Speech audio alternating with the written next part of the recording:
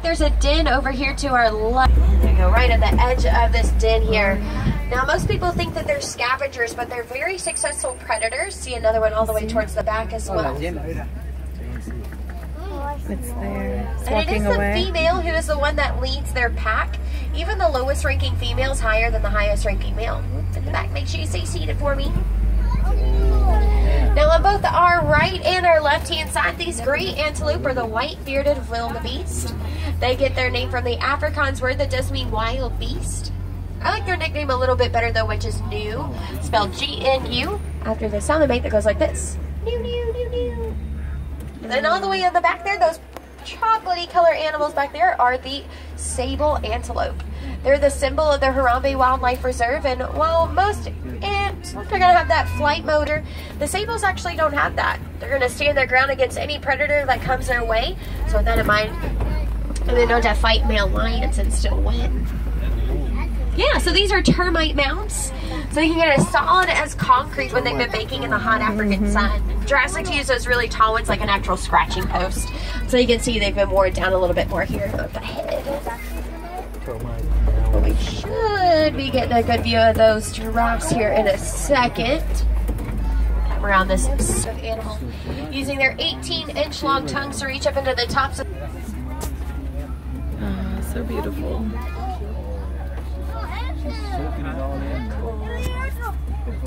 Then over to our right hand side. Now I can't stop for these little ones over here because they are still pretty young, but females are going to get about 1,000 pounds. That's what we're seeing here, females. But this male right behind that female there with all the grass on top of his head, now he gets about 2,000 pounds. It's hard to believe that those two are the same animal, just male and female.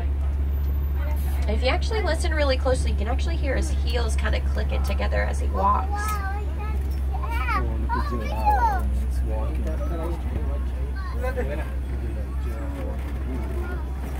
Oh, giraffes in the road again. Pretty amazing. Definitely a ginormous animal compared to that female there, but pretty cool. Now on both of our sides, get another pretty amazing view of these giraffes. And when giraffes are in a big group like this, it's what's called a tower of giraffes. A pretty fitting name since they tower over the rest of all the animals out here.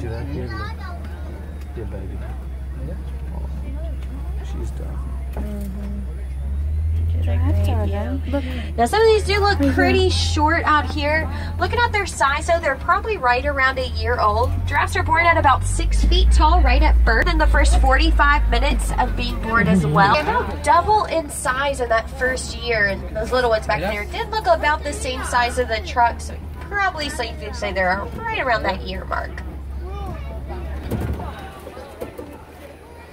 But right on up at entry into elephant country. I think it'd be... Now, because he's out here by himself, we can tell two different things. One, that he's a male, and two, that he's about 15 years old or older.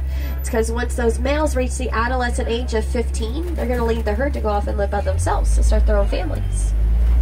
But also here on the left-hand side, sitting right on top of the rock, we're going to get to see a mandrill. Now, they're the largest of monkeys.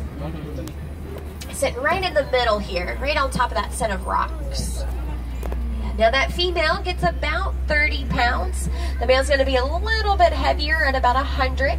And the male's the only one who has those bright, bright colors that the mandrills are very known for. Pretty cool. We're going to keep on moving, make our way deeper on. Sadly, that's not the reality in most of Africa. Elephants, about 96 a day that are being hunted or poached for their ivory tusks, as well as being pushed out of their natural habitats for mining of a mineral called coltan. With that in mind, though, there's a really easy way that you all can help no matter where you live at protect these beautiful elephants. And it's just as simple as recycling. Because coltan's what we use to make our cell phone batteries. So the next time you're done with an old cell phone, think about possibly recycling it. Could help. Now that's not a behavior that they're born with, but that's something that they have to learn how to do. Because their trunk of theirs is actually the largest muscle that they have.